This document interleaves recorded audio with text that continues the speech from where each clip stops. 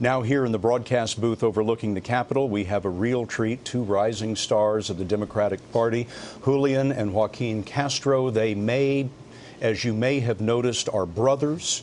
And one is the mayor of San Antonio, the other is a United States congressman, and I always have to do this. You're the mayor? I am the mayor. All right, you're Julian then, That's and right. then you're Joaquin. All right. Yeah. Identical twins and rising stars in the Democratic Party. The president talked about immigration today.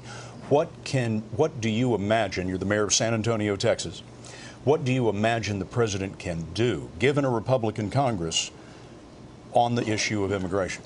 Well, first, it was great to hear him speak to the dreams that immigrants have and the real way in which they replenish the America that all of us know and love and propel it forward. I'd say there are a couple of things that can get done. First, after election night, we saw the Republican Party change its tune on immigration more than any other issue. And that gives me a lot of hope, because I think that there's leeway to come up with a compromise. And a compromise is likely going to include, of course, making sure that the borders are as secure as possible, ensuring that when an employer hires someone, that employer can know for sure that that person is here legally, figuring out a way to fine someone who is here illegally, and also figuring out a pathway to citizenship if the person has not committed a felony. That kind of comprehensive immigration reform, for the first time since 2006, 2007, is truly in sight. Joaquin, other than immigration, what struck you about the president's speech? Well, I thought that the speech was inspirational. I thought that it looked ahead, that it touched on the big issues of the day, not in a very specific way, which I think is beyond this kind of speech. But it also, I think, Scott, challenged some of the dogmas that have really dogged the Congress and American government for the last several years. The president, for example, spoke about absolutism and not giving in to that. So that I saw as a bit of a challenge to the Congress and to Republicans, saying, hey, work with me to do what's right for the American people. And in that way, I think that in its way transcended all of the bickering of the day. Joaquin, you are a new member of Congress from the state of Texas. You're new in town, as they say.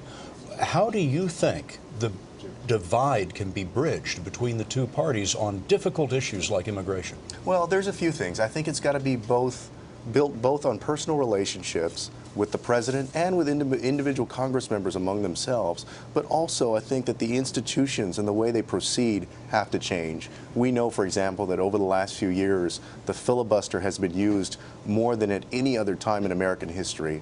There's got to be some change there.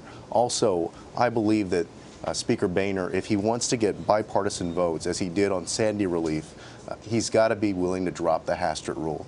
So it's got to be a combination of personal changes and also institutional changes. Mr. Mayor, you run one of the largest cities in the country, San Antonio, Texas. What can the president do to help cities? What do you need? Well, the president can do what he has begun during what he began during his first term. Two great examples of what he has done is to collaborate with agencies in his administration. So making the transportation department work with the education department, work with the EPA, sustainable communities, choice neighborhoods, promised neighborhoods, to both invest in brainpower and education and also lift up neighborhoods at the same time. And to his credit, he's been more collaborative with mayors, I think, than we've seen in a long time. So I have a lot of hope for this second term. Mayor Julian Castro of San Antonio, Texas, and his brother Joaquin Castro, a new member of Congress. Congratulations to you both. Thank you. Very kind of you to spend a moment with us up here today. Great to be here. Thank you again. Thank you.